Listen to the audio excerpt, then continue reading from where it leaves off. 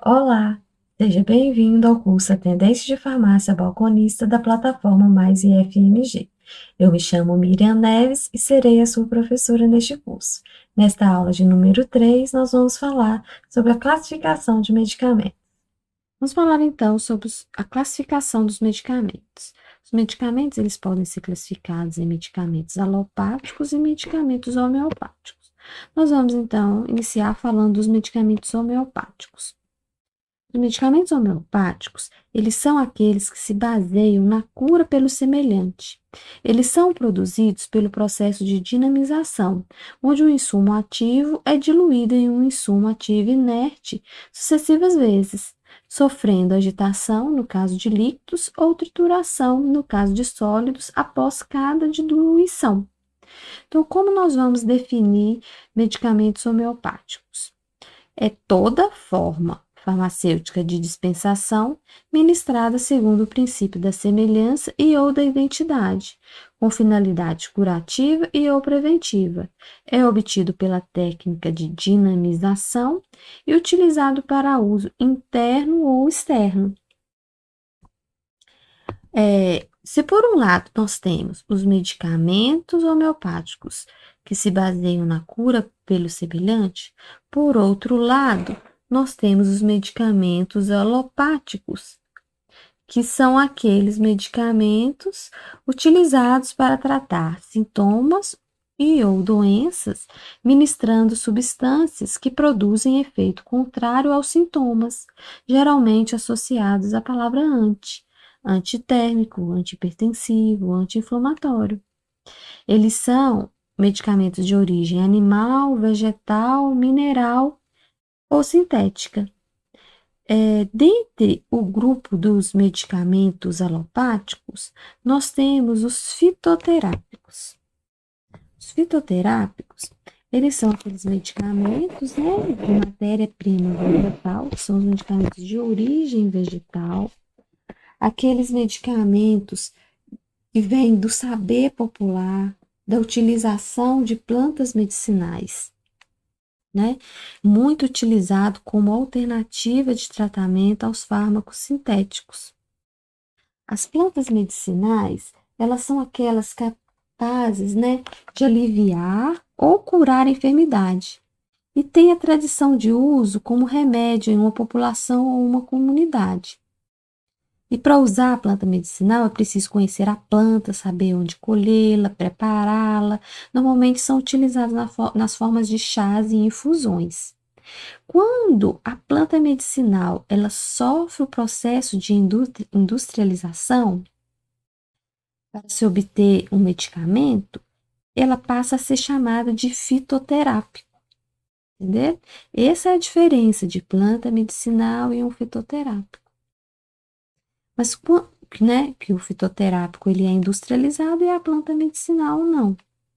Quando um medicamento ele tem substância ativa isolada em sua composição, ele já não é mais um fitoterápico.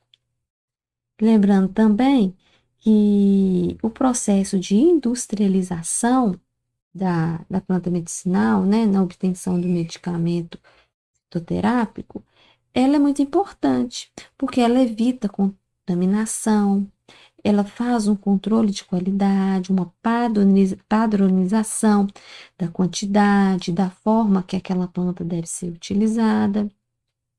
E esses medicamentos fitoterápicos, eles são regularizados pela Anvisa, eles possuem registros, né?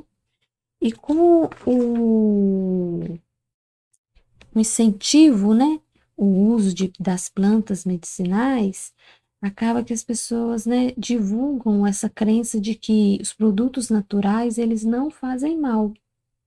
Mas é o contrário disso, né? Isso é uma crença popular, tá? As plantas medicinais, elas podem causar diversas reações, tá? Como intoxicação, enjoo, irritação, edema, até mesmo a morte, né? Em casos extremos, como qualquer outro medicamento, tá? Então, as plantas medicinais, né? Os medicamentos fitoterápicos, eles fazem, né? Depende do uso correto, eles vão fazer mal, sim. Essa crença popular de que produtos naturais não fazem mal, é uma crença errada, tá? Os medicamentos alopáticos, eles podem ser categorizados em medicamento de referência, similar e genérico. O medicamento de referência é aquele medicamento produzido por pesquisa científica. É um medicamento inovador. Ele tem eficácia, segurança e qualidade comprovados cientificamente. Ele possui uma patente de 20 anos. Ele é identificado pelo nome comercial ou marca. Aqui no exemplo, nós temos a dipirona sódica monoidratada, que é o princípio ativo da Novalgina. E a Novalgina é o medicamento de referência que nós conhecemos pelo seu nome comercial, certo? O medicamento genérico. A Política Nacional de Medicamentos Genéricos, ela foi implantada no Brasil em 1999, com a Lei 9787 de 1999. Os medicamentos genéricos, eles são medicamentos de qualidade, seguros e eficazes. Eles passam por testes de equivalência para comprovar que têm a mesma ação do medicamento de referência. Eles passam por testes de bioequivalência e biodisponibilidade.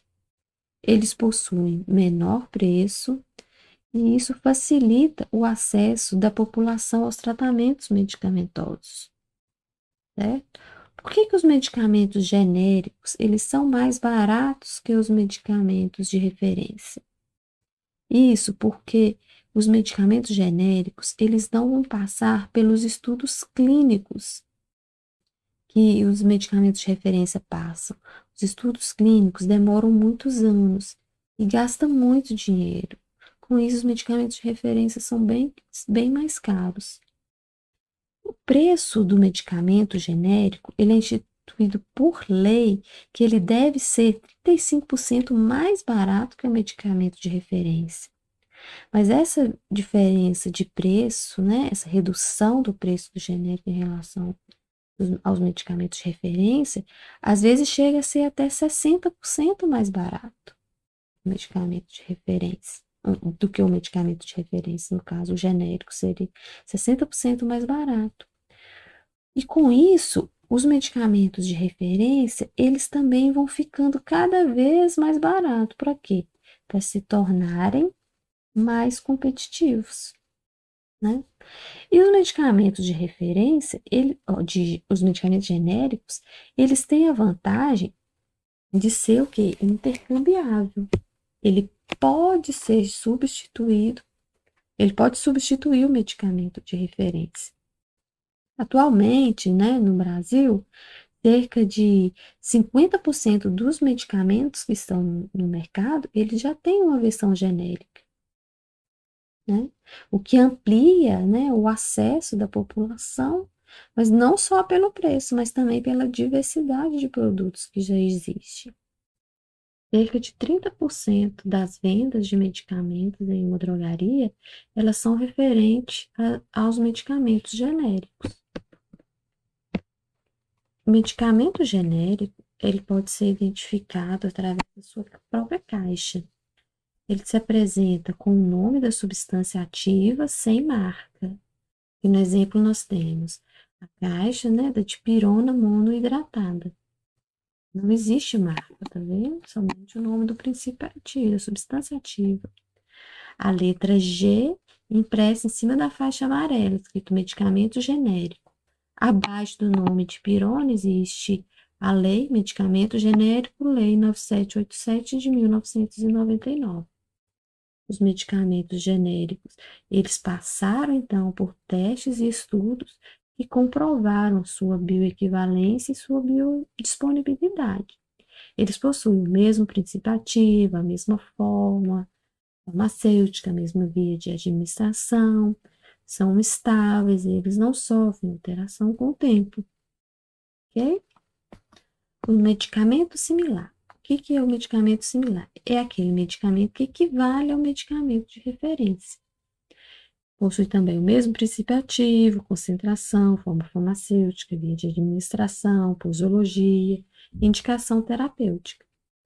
Ele passa por testes de bioequivalência e biodisponibilidade. E o que que difere um medicamento similar do medicamento de referência? O que que ele pode diferir, né?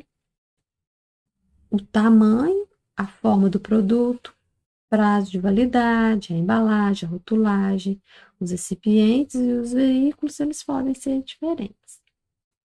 E os medicamentos similares, eles são intercambiáveis com o medicamento de referência? Sim, mas para ser intercambiável, ele tem que passar por testes de bioequivalência, biodisponibilidade, eficácia e segurança validados pela Anvisa. Como eu faço para diferenciar os medicamentos pela caixa? Eu tenho lá Novalgina, Anador, Dipirona. Diferenciar o genérico ficou fácil, né? Ele tem a faixa amarela, a letra G, escrito medicamento genérico.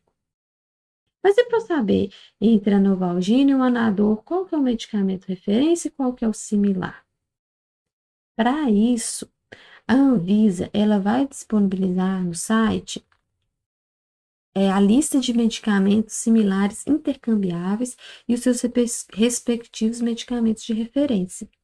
E essa lista, ela é periodicamente atualizada, porque a Anvisa está sempre atualizando essa lista, à medida que os similares intercambiáveis, né, eles disponibilizam, eles passam pelos testes, na verdade, passam pelos testes, que eu disse anteriormente, de bioequivalência e biodisponibilidade, a Anvisa vai inserindo esses similares na sua lista, ok?